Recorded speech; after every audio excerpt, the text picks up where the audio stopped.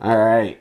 So today we are going to talk about the second great white shark that Not Lucky tagged. We've tagged 3 so far. We're getting 4 more tags this winter. The one we're going to talk about today was the second one Not Lucky tagged, and Eric's first. Yep. This was a pretty special fish. You had a lot going on. You had a lot going on in your life.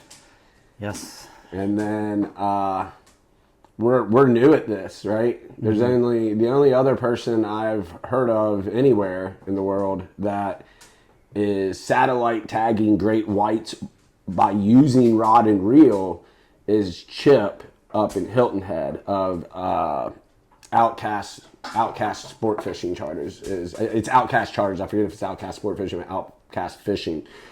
Legendary shark fisherman out of Hilton Head.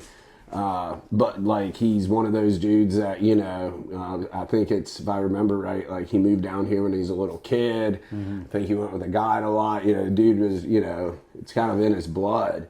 Our team's a little bit different.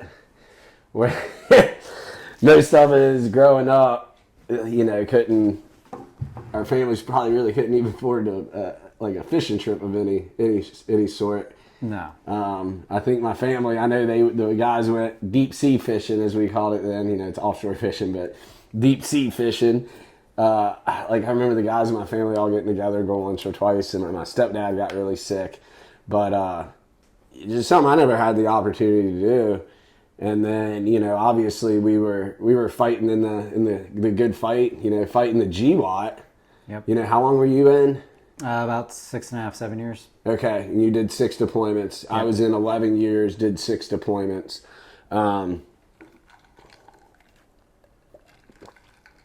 So we were busy. Obviously we had quote unquote off time here and there. I had a skiff I'd pull around. I didn't really know anything about fishing. Mike Weathers, he's like a big brother, kind of been father figure to me in a lot of ways. You met him. Mike's helped you a lot too. Mike's a great man. Yeah, he is, He's, man. one of the best. Hell of a fisherman. Taught me how to fish inshore here. Took me offshore my first time, and no pun intended, I was hooked, dude. Obviously, like you did. Yep. Has that effect on us. But yeah, the white shark thing is pretty special, man. I don't know if the general public grasps how special it is. Oh, absolutely not. We were interviewed by Task and Purpose, and what did they say earlier? You reminded me what they said. They, along the lines, they would like to do another interview after we got like our 30th tag out. Yeah, man. And I mean, you're talking, these tags are, 6,000 a pop ish. Yeah. Starbright and One Water, TH Marine, they come through with that. Starbright's been our biggest supporter, day one supporter. So we really appreciate, everything there. But it's not just the resources, or just the tags. It's also the resources, the expendables. You know what I mean? You're talking, I think we're up to $10, $12 for a block of chum, and $40, $50 for gallon of Menhaden oil, and then you're dealing with storing the price of buying bait. That's $10, $15 a piece. Yep. Then you're dealing with the expense of storing bait, and then buying bait, storing bait, obviously fuel, right? Yep. So really, just in expendables, it's not out of the ordinary to go through $500 in a day. Oh, easy. Yeah, and then you have and obviously we do everything with Not Lucky for free, you and I do.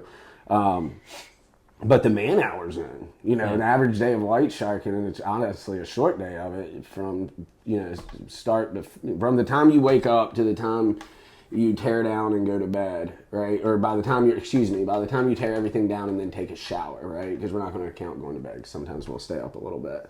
But after you've re-rigged, got everything ready for the next day, you're looking at, bare minimum 14, 15-hour day.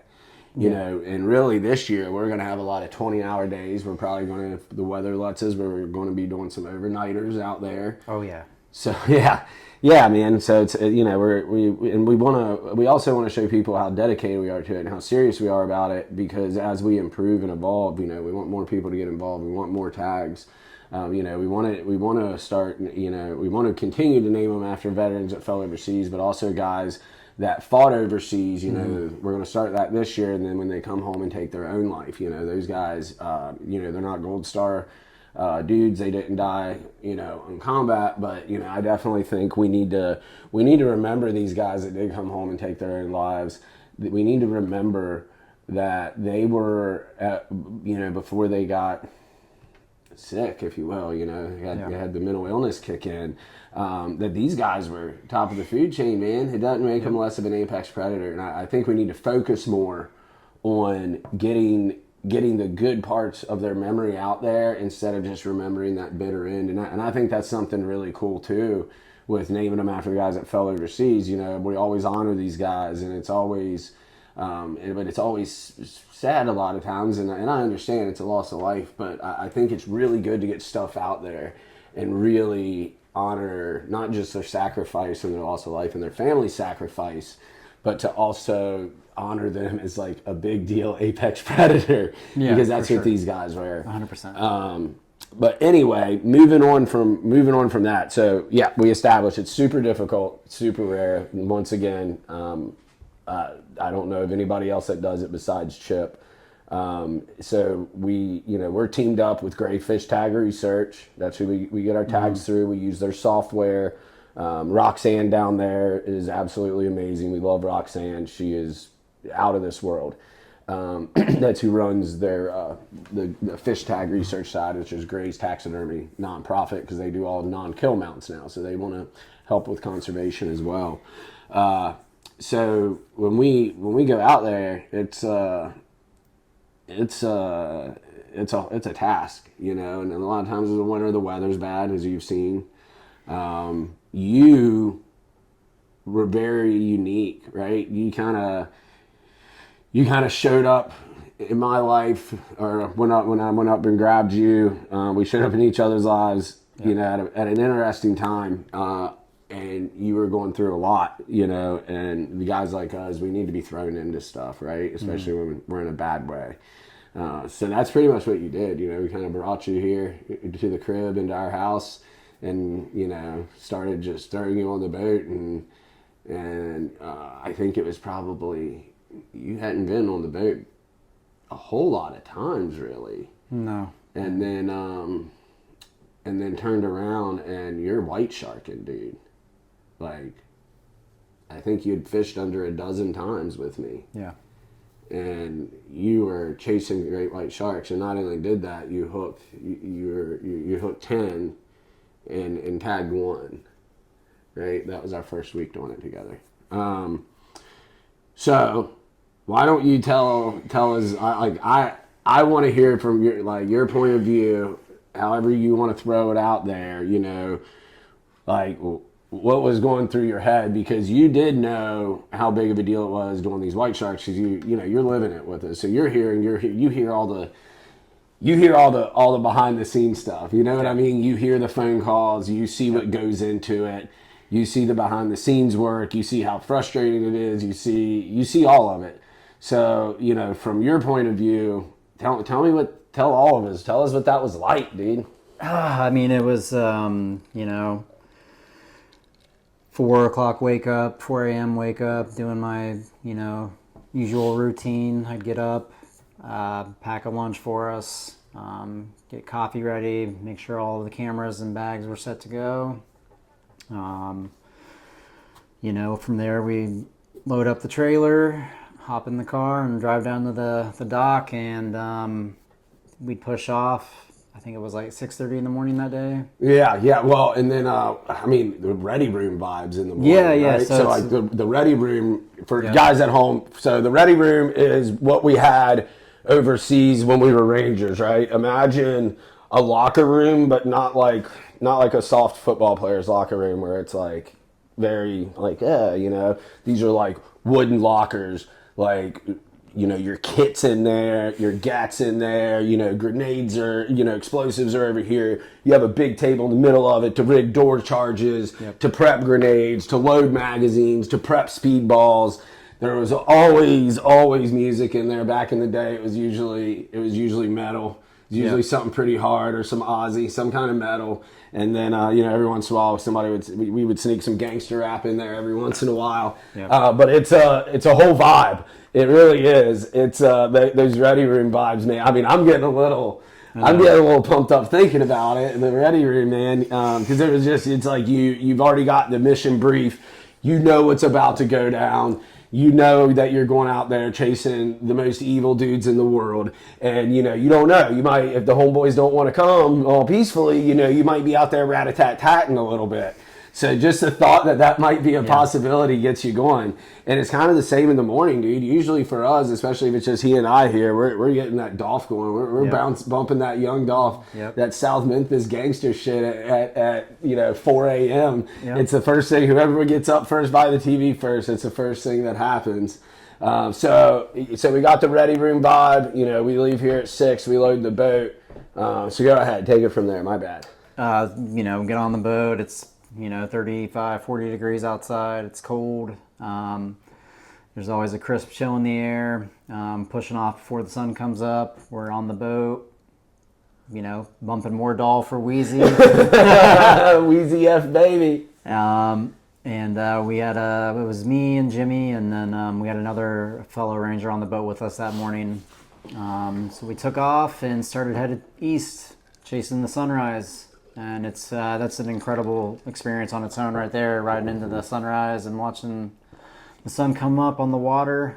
We always stop out by the lighthouse and get a few pictures for Mama. Yeah, we usually stop out there, send Mama a sunrise picture, unless it's so foggy we can't see. That is the case sometimes. Yeah, those are bigger jobs. That one day we were going out, remember we had Nick with us. We didn't even get a bite that day. I think we caught a bunch of snapper or something silly. Yeah. And guys, I love catching any kind of fish, but once you get in white shark mode, you just want that white shark. Yeah.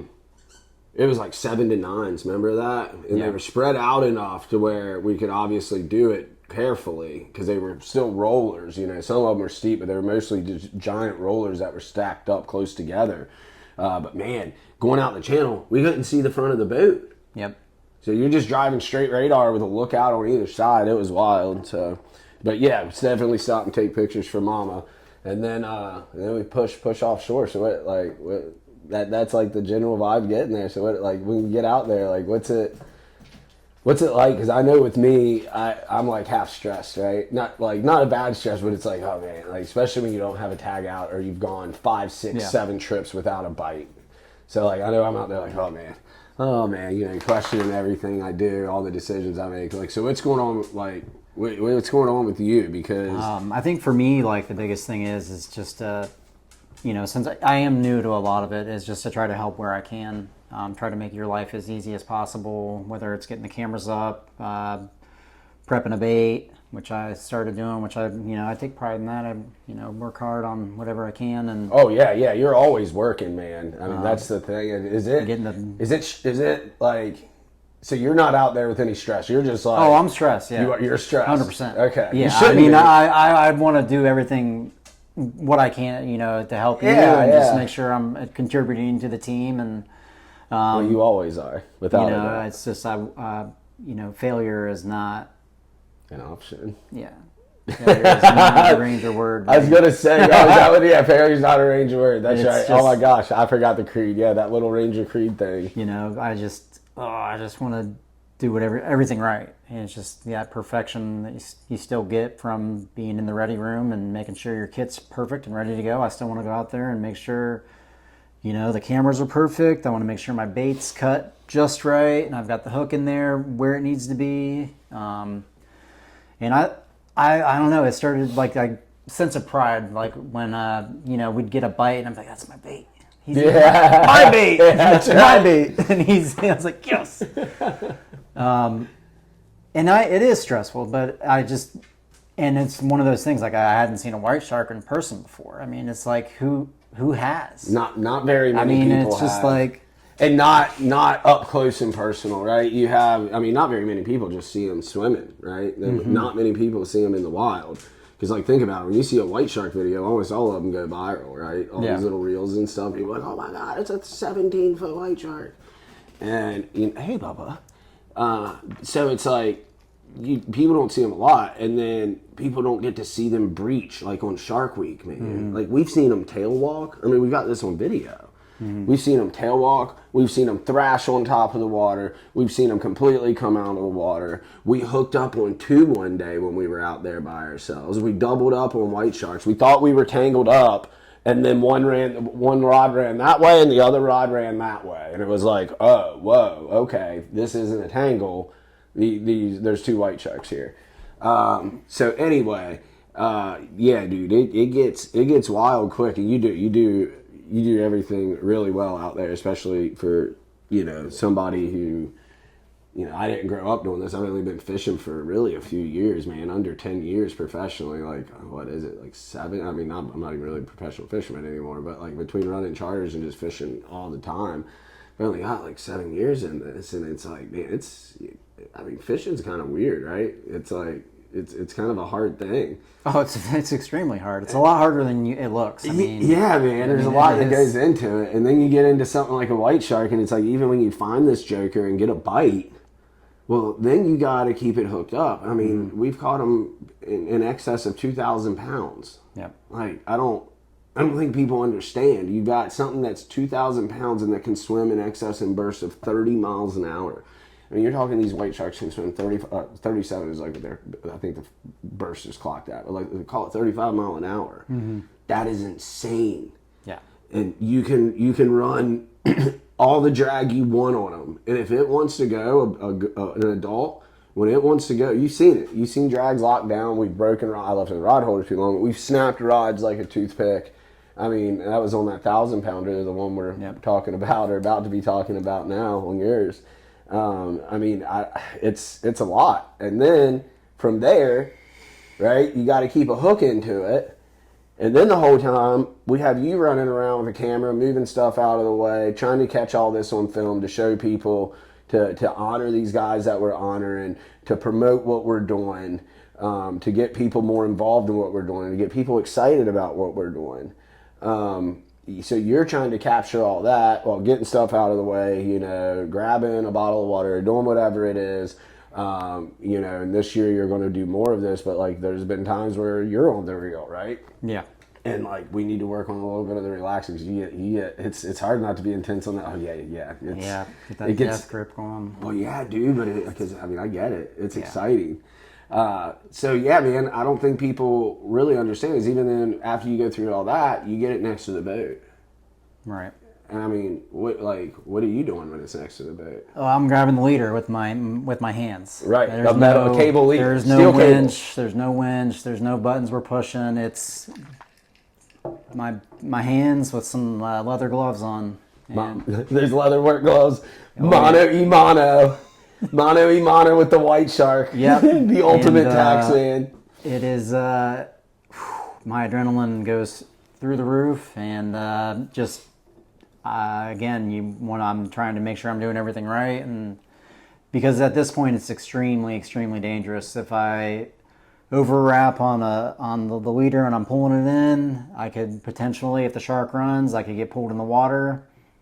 Yeah, you got to be ready to release. So guys, when you're a leader in a fish, and you can YouTube this, when you're a leader in a fish, you got to be able to ready. If he's pulling and you don't, like, if he's going to pull you in, if he's out muscling you, which easily can happen on a 1,000-pound fish. Oh yeah. You need to be able to release it. So you just need to be able to pop your hand, kind of keep your thumb in, pop your hand, and so that leader pops off there safely.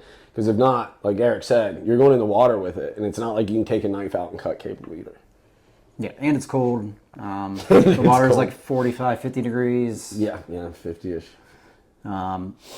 So when you see the leader, it's like, oh man, here we go.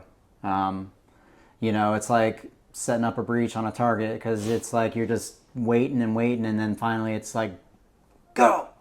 And I'm grabbing and pulling, and next thing you know, you're looking over the edge of the boat and you see this magnificent creature, a 10 to 12 foot shark, and it's just the most beautiful and insane thing you could ever imagine. It's wild. It is incredible. And then from there, we put the rod in. When it's just the two of us, we put the rod in the rod holder. Mm-hmm. I tag the fish. we release it, and then everybody, well, whether it's us or a group, then we go nuts. Yeah. So that's the general vibe. So let's talk about that special day. What I like your point of view that day. Let's talk about what happened. So setting the stage, it was just like you had said. We leave here at 6. Mm-hmm. Now we had a wild card that day. We had a buddy on the boat, right? And it was his first time on the boat. And guys, everything we do is all about our veteran brothers. Like, whether you deployed or not, you can come on the regular fishing trips, the offshore fishing trips. The white shark thing, that's saved for, direct action gunfighters. That's like, that's a little different, okay? But we are all about making you guys comfortable on these offshore trips, making sure you guys have fun. I don't care if you don't want to fish. If you just want to go on a boat ride, I will take you on a boat ride because I want you guys to have fun. If you're out there and you get a little under the weather, you didn't know you get motion sickness and you're getting it, I bring you back. It doesn't bother me at all, right? Just because I want you guys to be comfortable. Now, when we get white sharking, we get a little serious about that. Oh, yeah. So it's like, if you're not feeling good, like that's usually just kind of like, that's tough, man. That's tough. I'm sorry. That sucks because, the human body can withstand a lot. Oh, yeah. And I mean, we got IVs. We can keep you going pretty good. So we always want to make sure that people don't get motion sickness and stuff. Our buddy assured us he didn't. So I'll say this part. We get out there, it's flat calm, because I think the captain's perspective is good here. It's flat calm, so we're hauling out there. Our buddy, he's an awesome dude. We love him to death. I was giving him a hard time because he used to work. And we're not saying his name, so we can say what he used to work. He used to do some contracting work for an agency, right? And he shows up for a day of fishing, like a 10, 12-hour day, whatever. Nothing crazy. He shows up with 3 bags, 4 bags, and like, guys, I'm talking like one was like a Green Army duffel bag. Yep. And I'm like, whoa, yeah, this is like an agency, dude. Like it's like a 5-star vacation. Anybody that's ever been overseas and seen how the agency people live in the embassies, it's absolutely disgusting. Just a lot of waste of money, wasted space. But moving on. So he shows up and I'm like, oh, we can tell who you work for. I'm just busting his chops off the rip. He's like taking all these pictures of it. And we're finally like, all right, man, come on, we can take plenty of pictures on the way out. He's like, okay. Flat calm. We're running like 40 mile an hour, 45 mile an hour on the way out there. And homie's like just antsy. He's moving all around the boat. I'm like, dude, you can't really move around the boat. He's kind of like scooting on his butt a little bit around the boat. We're like, dude, what are you doing? We get out there and it's like, we go to drop anchor. I came off plane. I'm putting around and I'm like, and he comes back and looks and he's like, I don't feel good. It's like, oh my goodness. Now, mind you guys, it takes, what's it take to get out there to where we're at 15? It takes about $120 of gas one way to get to where we were going. So I'm sitting there and I'm like, okay. And I'm like, okay, so it's flat calm. I know I can get back to the dock super fast. Super fast I can get back to the dock. Drop him, turn around and haul back. We're not losing a whole lot of time. We were only a few miles off the beach that day. Like we could see the beach. So run back in, drop him off. And he's like, oh, we can wait to see how I feel. And I was like, no, we're not doing that. We're not getting a chum line going and then breaking our chum line and then coming back. We're not doing it. Again, that's, people don't understand how important everything is when we're out. Yeah, like you want to have your slick. Yes, you want to have everything. You can't just break and go back and come back to something like that. No, you don't. No, you don't. You're dedicated. It's just something. The small details that people don't, maybe understand or miss. Well, and that's the thing. You miss one detail, and that could cost you a whole day. You don't get that day back. Nope. It's a limited season with weather at the time of year anyway while they're here, and then the weather issues that we have during that time of year. So we drop them off, haul back, and I don't know, man. I could feel it. Yeah, dude, it is crazy. I cannot believe we have to do this. It's unbelievable too to me. Like the 3, and don't get me wrong, I've felt like we were going to get a bite before and it not happen. I felt pretty good on, but it's the 3 that we have tagged. I was obviously on the boat for all 3. You were on the boat for 2. There is like a certain vibe that day. Yeah.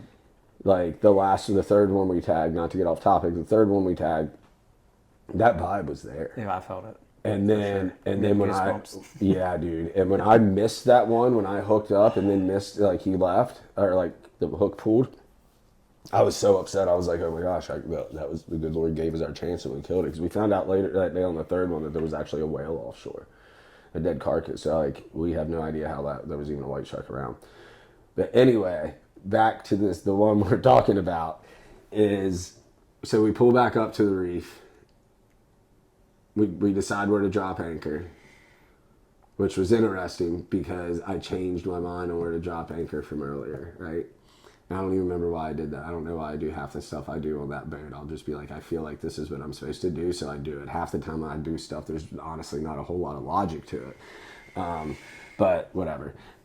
So we drop anchor, and then you take it from there. Yeah, I mean, we drop anchor. It was just a feeling in the air that we were going to do this, just me and him. And literally, we drop anchor, get some chum out. We get one line out, the camera's set up, and before we could get even the second or third line out, I make a joke to Jimmy, and I'm like, hey, nobody's as gangster as us, Jimmy. Yeah. And out of nowhere, zzz, then we're like looking at each other like, no way. Yeah, I was like, no way. I was like, I said out loud, no way, because I did not believe it was happening. It's not the first time it's happened to me. I've had 2 other times where, well, not that has never happened to me. I've had 2 other times where I was setting up, hadn't had a bait out, and I've had a white shark swim to the boat. That's when you know you picked a good fishing hole. Or the good Lord's looking out for you, I should say. It's not that I picked a good fish. I think good Lord looks out for dumb people. But yeah, dude. So it was immediate. Like, Yep. Set it up, turned around, and then boom. Fish on. Yeah. And just from there, it was, the fish took off and ran a pretty good distance. And the excitement was just growing. So as Jimmy was manning the rod and reel, I finished prepping the other small things around the boat. I think I've got, had to pull the other lines in, pull the anchor in. That's always really stressful too, is getting that anchor in. Mm-hmm. And it's just trying to make a little pathway for you to maneuver around the boat while you're fighting the fish. And guys, real quick, what Eric's talking about, it's really tough getting the anchor up. So when we hook up, you don't know how big this fish is or anything else. And we are not set up to be able to throw our anchor. And plus, I don't like throwing an anchor with a float attached to it, because then you have an extra obstruction out there for that fish to wrap around, for that white shark to wrap around. And the line will be so tight, a small amount of friction, even when heavier line, can cause a lot of issues.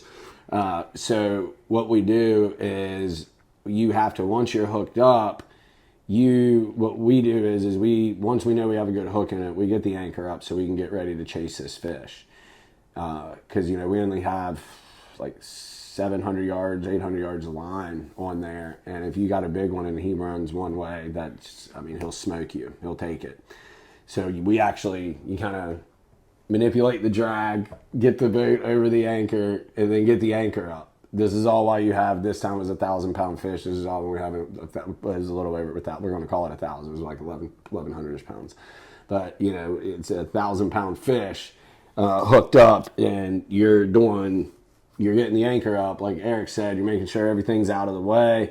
And we actually had to prep a tag as well. We hadn't even had the, we didn't have the tag prep. No. So you actually got the tag out, I think, first. I'd have to look at the video. You got the tag out, we prepped the tag together, and then you got the anchor up. So, and then you cleared the path. Then what happened? From there, it was just trying to assist Jimmy as much as I could while you were getting, fighting the fish on the rod and reel. I was, had my GoPro, like always. Pockets has always got that GoPro. Got my GoPro with my batteries and my rubber bands. All the rubber bands. And it just, from there, it was the fight. You know, helping Jimmy is where I could.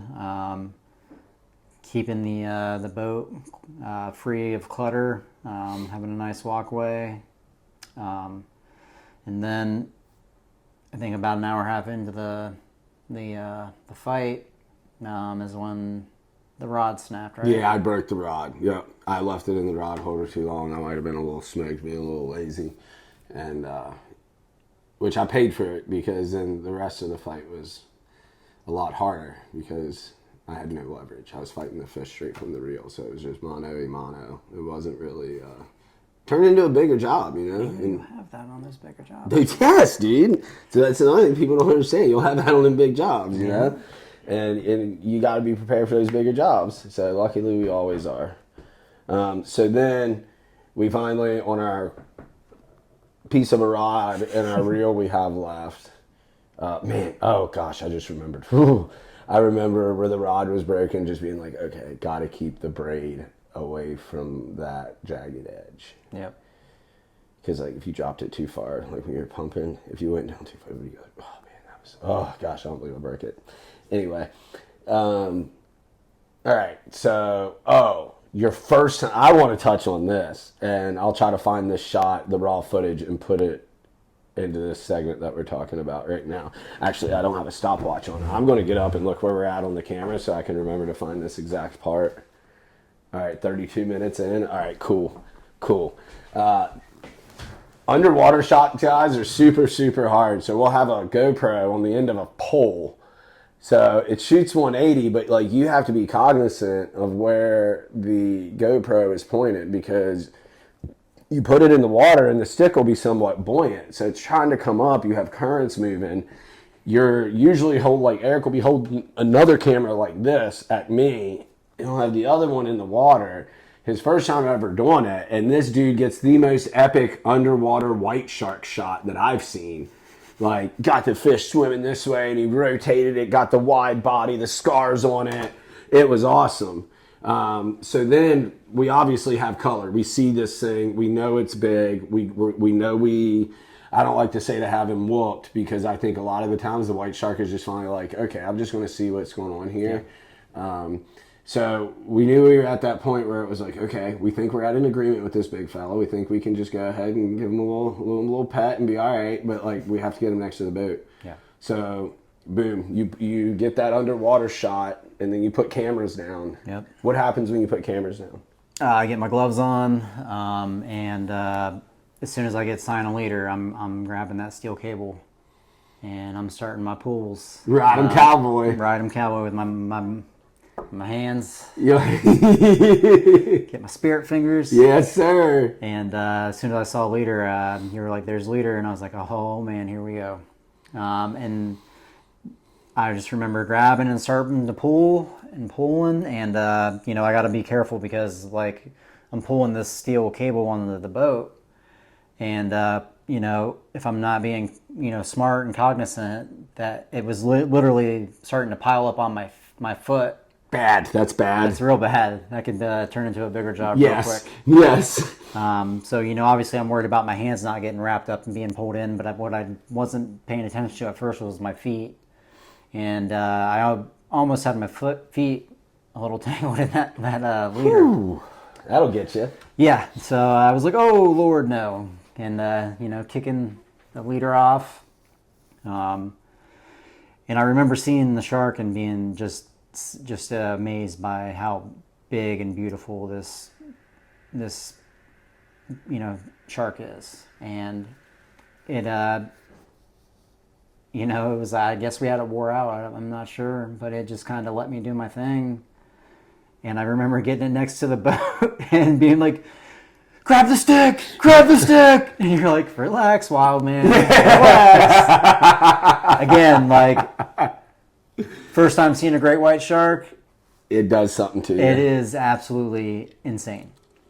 And again, I'm like, get the stick.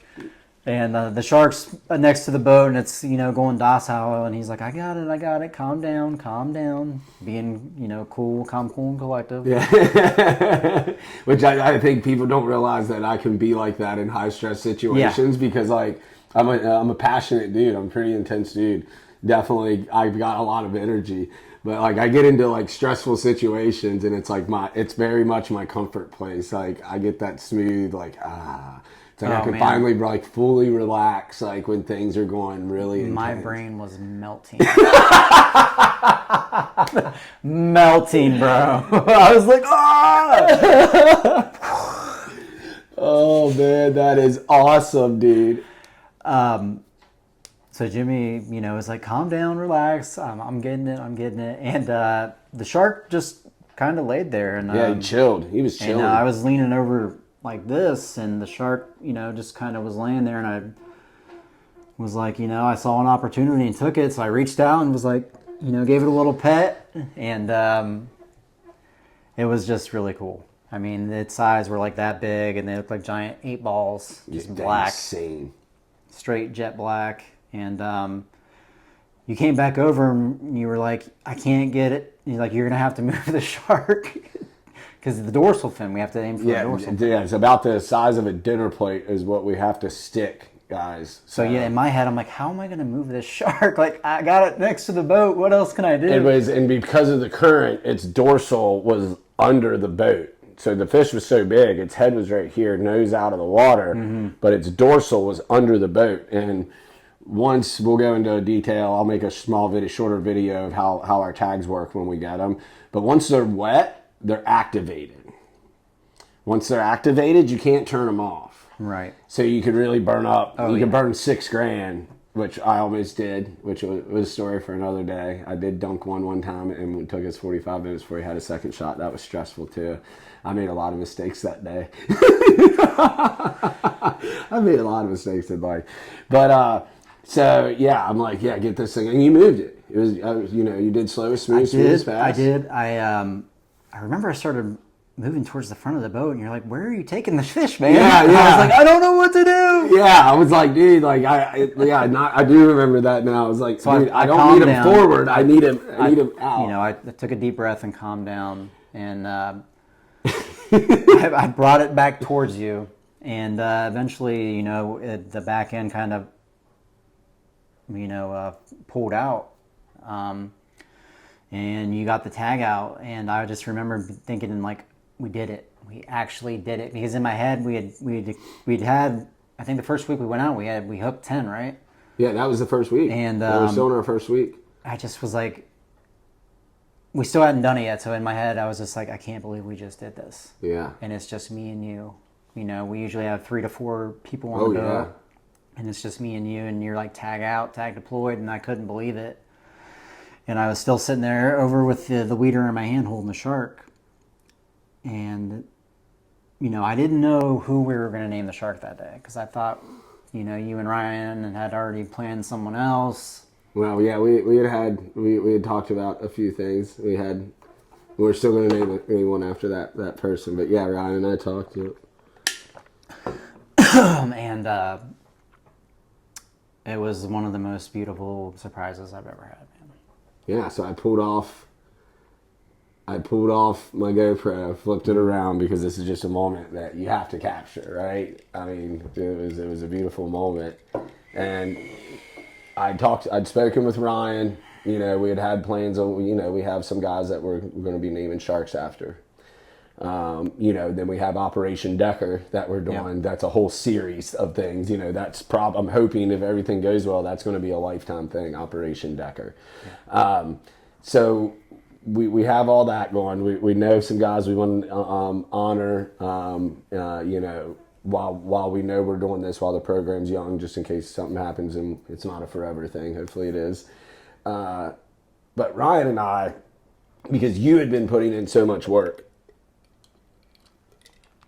you were going through, you'd hit your rock bottom, you moved in, and I threw a lot at you off the rip, without putting too much out there, but we had you, we go to the same counselor. So we immediately got you in counseling. Immediately you were going to a group counseling. all this on your own accord, but we were kind of getting everything set up and kind of being like, hey buddy, this is the direction we need to go. Like, promise this stuff will work. You and I have both done AA before. Yep. So you were doing all of that, dealing with all your personal emotions, hitting your lowest of your life, and then we're like, hey man, you got to learn how to offshore fish. You got to learn how to white shark. You've got to be able to prep all this stuff, and it's not like we had to make you do it. You were asking. It's just that ranger in you. It's like all of us, or at least the good ones, that were like, because there's bad folks everywhere, guys. But it's like, what can I do to help? What can I do to make it better, or make your life easier? Because you see me, that it's like I'm on social media, I'm on the phone call with this, I'm trying to brainstorm how to fix the 3,000 issues that we have going on at one time, right? All this off the boat stuff that people don't get to see. You see it and you're like, hey, what can I do? So we threw a lot at you, dude. And Brian and I both thought it was amazing, and you amaze me every day. But the way you were handling everything, working on yourself, the growth that you were going through, right? You were doing this growing and evolving, and we're always going to have bad days. But then on top of that, especially during white sharking, when you're out there grinding day in and day out, and there's prep and there's tear down and there's this and there's cleaning a boat and there's yada, yada, yada, and, getting back and putting stuff in the freezer and prepping for the following day. And you did it flawlessly. So Ryan and I were like, hey man, we're going to name this shark Kevin Pappy. So can you want to tell us in your words, and you don't have to go into crazy detail, but if you want to just tell us in your words, like, why was that so important to you? I was naming that Kevin Pappy because I didn't personally know Kevin. I knew him in passing, right? Just how we know most rangers. That's so. Kevin was. I met Kevin back in basic training. We went to basic training together, airborne school. That was 06, right? 5. Oh, 5. Okay. You were at 5 too. I thought you were. We were the last basic training attendees that got BDUs. No way. We were in the same basic training class then. Really? I was in September of 05. Yeah, you started in like July. Yeah. Oh my gosh, we went to basic together. Okay, we'll talk about that later. That is insane. Yeah. So anyway, go ahead. Basic training, airborne school, and RIP. So, there's a lot Were you in the shortened airborne school? No. Okay, you weren't in the one where the dude passed away, the dude burned in? I was in basic then. Okay, so I started just a hair before you then. Yep. Okay, so then we were like one of the last. So you might have been the last class. Yeah, our basic class started in September. And I'm sorry, mine started in July. Yeah, so ours started in September and ended early in December. So our basic was shortened by like a week or two. Okay, all right, cool. Never mind. Moving on. So, we went to basic training, airborne, and RIP, and it's like, there's a small group of guys that leave basic and go to airborne school, and then from there you go to RIP. And all of us that had the Ranger packets all stuck together from basic, airborne, into RIP. And there's a lot of downtime in between those courses to where you get pushed to the right for other, soft skill MOSs that take your airborne slots. And then, I think we were like, we had to wait like 3 extra months to go to airborne school. So we got to know each other really well. And from there, we developed a really good friendship. We graduated RIP together. I've got a picture of me, him, and a couple other guys on RIP graduation. And from there, we got to 175 together. At that time, he went to Charlie Company and I was in ACO. So for 4 or 5 years, we kept up with each other when we could. I was in ACO, did 5 deployments while he was in Charlie Company doing his thing. But anytime we ran into each other, it was like, hey man, how you doing? How's your career going? Happy for you, proud of you. Like, maybe one day we'll get to work together. And after my 5th deployment, I decided to go to the sniper section. There's a small selection process for that, nothing crazy. But I got picked up to go to the sniper section. And one of my good friends, Trey, was in charge of Charlie Company's sniper section. So I, naturally, he was my team leader in ACO. I was he picked me up and was like, "Hey, why don't you come to Charlie section with me, and we'll get you in a platoon over there." And I was all about it. And so I got assigned to 3 Charlie, 3rd Platoon, Charlie Company.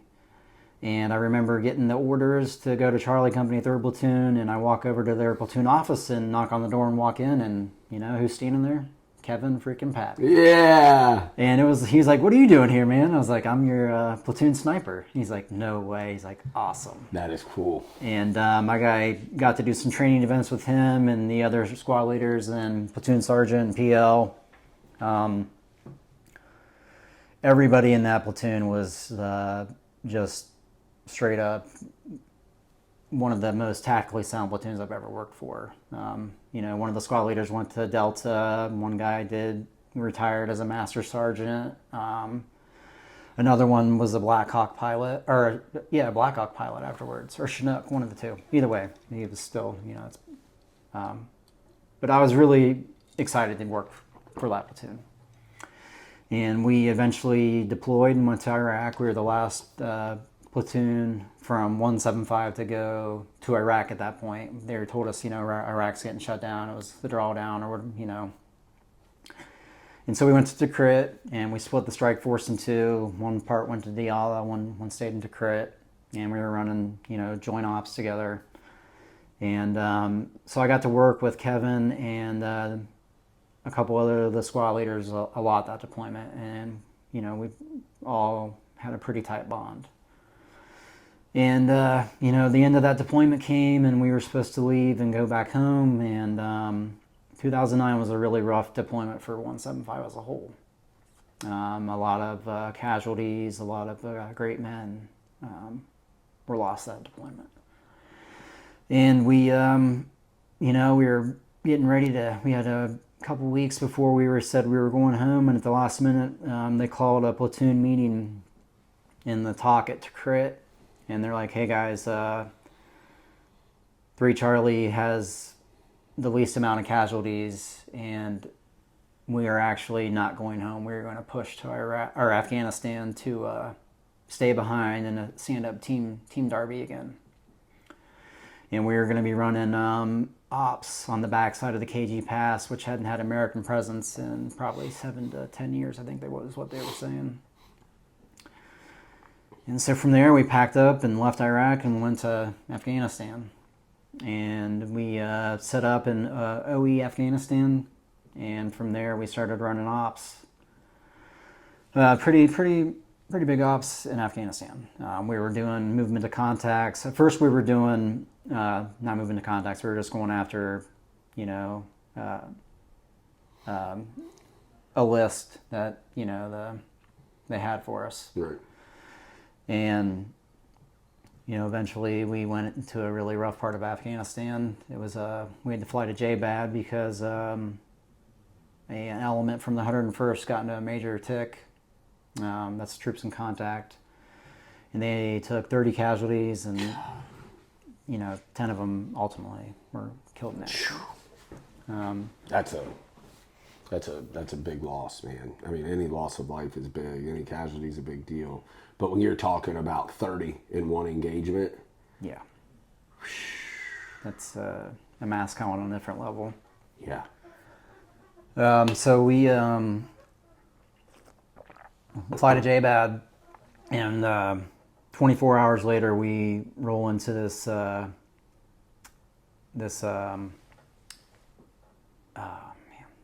mind's going blank. We hit this mountain line and basically are in this valley, and we got tasked to clear the entire valley. It was a lot of structures. I think there was close to 50 to 100 structures is what we were tasked to clear, and we were told to be ready to stay out for multiple days on end. And we did pre-assault fires on the infill, and we hit the ground, and on the ground for 5 minutes we started our infill.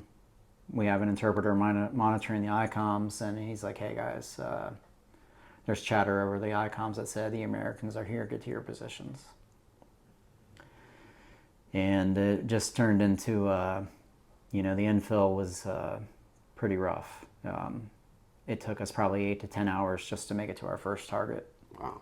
And we're talking some of the roughest terrain that Afghanistan has to offer. So from, that was a really rough mission. Ultimately, Kevin made the ultimate sacrifice that day. And I got shot in the face here and fell off the side of a cliff. And so when I exfilled, I had to fly. I flew out with Kevin, and that was it was easily the hardest thing I've ever had to do. So when you told me we could name that shark after Kevin, it was extremely emotional, man. Yeah, there was a lot of emotional debate that day.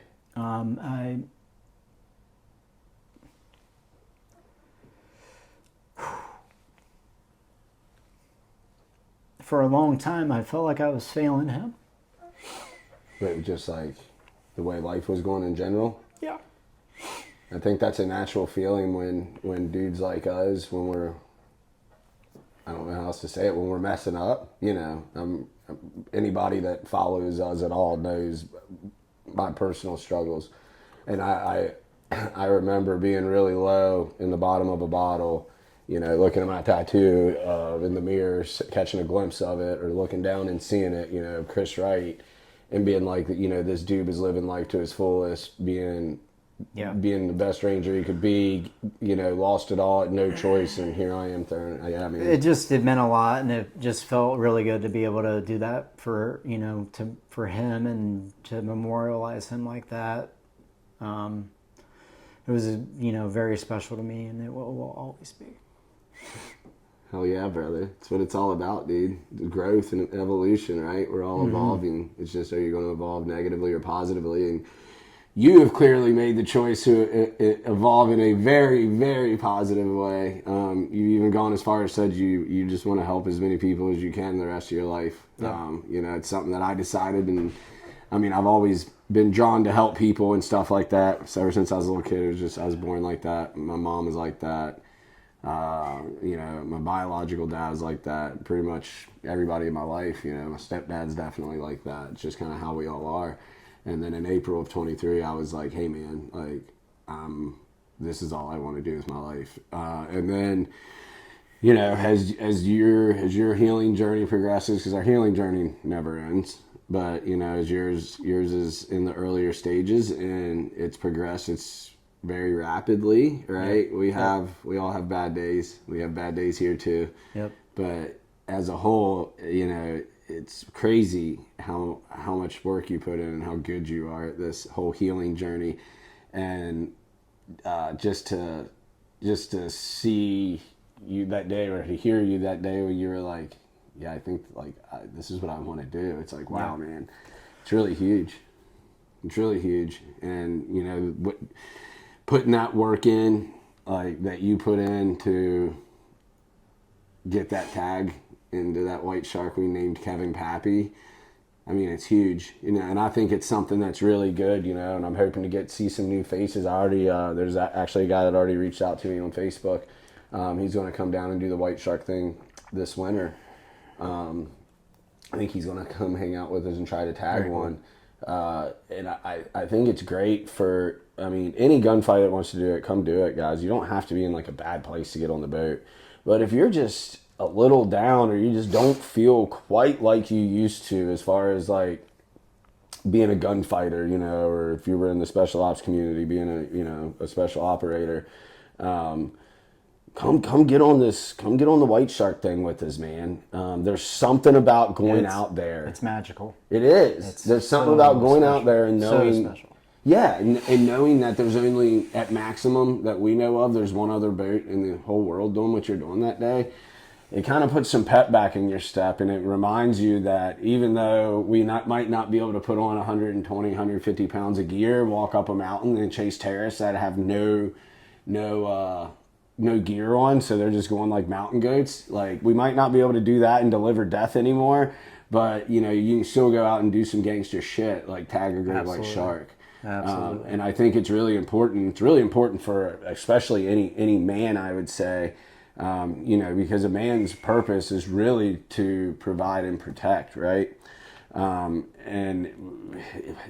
I think it's important in some way, shape, or form to keep that apex predator personality. If you are an apex predator, right? We hear all this like alpha male stuff or whatever. Whatever, that is what it is. I get really confused nowadays, and this isn't like a gender identification comment. This is just, it's like really weird. A lot of this whole like alpha male thing going on that you see on the internet and stuff, and it's like, what? Like what are we even talking about? Like you're either a man or you're not. Like I said, I don't like that as a gender thing, and maybe I'm wrong. Maybe that's something I'm not evolved enough on yet.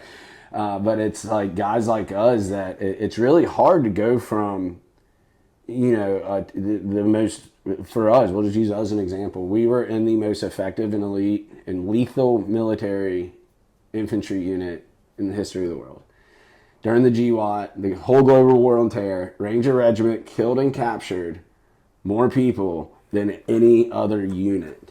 Yep. That's a fact. Nobody can take that away, right? Like, we can all go back and forth about branch of service and stuff, but when it comes to direct action, meaning kicking that door, if necessary, shooting dudes in the face, right? Just like you did on Objective Stark, right? And, sometimes we go in and you're muzzle thumping people, their sternums are breaking, you're having to throw dudes on the floor because they might be getting a little rowdy, but you don't need to go lethal, or you're just trying to move through the house quickly, right? Things are getting chaotic and it's crazy and it's insane. Your adrenaline's going. It's the stuff we live for, right? Yep. And like, there's something about that feeling, even when we were in a big army and, you'd be going in a convoy and all of a sudden, boom, you'd hear that IED go off, or, when you're out in the mountains like we are and, boom, that first shot goes off, you're like, whoa, this is awesome, right? And then it's like, especially guys like us that got out for injuries, yours is a whole nother thing. Like, when we get to your whole story one day, you guys are going to be blown away and get tissues out, because if this didn't get your tears going today, that definitely will. But it's like, you went through something I don't know of anybody. I've never even heard of anybody going through what you went through. I mean, the only other person that went through something like that is Marcos Luttrell, and he didn't take a round to the face during his stuff. But other than that, nothing even close that I've ever heard. It's terrifying. But then it's like, you have to get out because you got shot in the face. I had to get out because I had, the good old brain damage. And it's like your identity's taken from you. Yeah. Your identity's taken from you. It's gone. Yep. It's gone. Like, or at least to us, it's gone. It feels like it's gone. Because the military shouldn't be your identity. Being a gunfighter shouldn't be our identity, right? I'm Jimmy, the psychedelic fisherman, and you're Eric. You Eric, your pockets, right? Pockets. So it's like, the gunfighter part was a huge part of our life, an awesome chapter. In a lot of ways, we'll never do anything that cool again, maybe, or maybe that impactful, because I think what we're doing is pretty special for vets now. It's actually way cooler than war, I guess, now that I think about it. But it's, it's like you lose that edge, and then you get involved. Both of us got involved with alcohol way too much, right? But a bunch of toxic things that we were both doing in our own ways. And it's like, you lose that edge, and then in your head, you're like, you look down and you have a beer belly. You look in the mirror, your face doesn't have a jawline anymore. You're sick. You're having physical issues because of alcohol. I know I was, and it's you're going through all this, and you're like, yeah, man, like, okay, I was cool one time and did some Ranger stuff, but now I'm this, like, my arms have virtually no shape. My shoulders aren't broad. I half slouch all the time. I've got a beer belly, you know what I mean? So, like, I can't even see if my shoes are dirty. Like, it's not cool. And then it's like, then you get out of that, and then it's still like, to get that edge back, man, stuff like skydiving's awesome for guys like us, but not everybody can physically do that because of back issues, head issues, etc. But pretty much everybody is able-bodied enough to come out and chase a white shark. And it does give that edge back, because you're out there, you're doing something that not many people are doing or ever will do. You know, you're seeing stuff that people don't get to see. It's that elite feeling again, right? It's that, and it's important for people like us to remain to feel, you know, a part of that elite class, that elite warrior class. I think it's very important. And when you're hunting an apex predator, and ultimately to do good for it, right? To get research and to get more knowledge on these animals, so these biologists and stuff can suggest protective measures, and we can learn more about them, which we'll learn more about everything with the ocean. It's just a win-win all around, right? So it's like we're bringing that predatory instinct back, and then there is that sense of, hey, you have to be on your A game when there's pure chaos, because you could get hurt or, you know, get worse. You know, you could get tied up in a leader and get pulled in and get killed. So anybody that wants to give that a shot, that's been in, you know, direct action combat, and has verification of that, just hit me up and we'll talk about the verification. We'd absolutely love to have you on a white shark trip, or, you know, come stay with us or whatever. If you live in another town, stay a few days and try to see one, see if you can pet one. We'll get a tag in it, and you know, right now we've got our names lined up. If you are interested in naming one, if you want, you can purchase a tag, and we'll put it in the queue, and then we'll name it after a veteran of your choice. So yeah, man, hopefully we'll get some more and get our tags out this winter. Make some more people smile, and give people that edge back, man. Yeah, man. Right? We want that perpetual edge, just like the Relentless Knives have, right? Guys at Relentless Knives, check them out. It's a titanium blade. They're supporting us. If you're an outdoorsman and come on the boat, you know, as long as we still have them in stock, we're going to hook you up with a Relentless knife. Titanium blade, never rusts. This perpetual edge technology is amazing. The knife actually, it's supposed to kind of sharpen itself. But it's super, super neat. It holds an edge forever. So we want to keep that edge, just like that perpetual edge knife. We want to keep that edge in our combat warriors, right? And our gunfighters.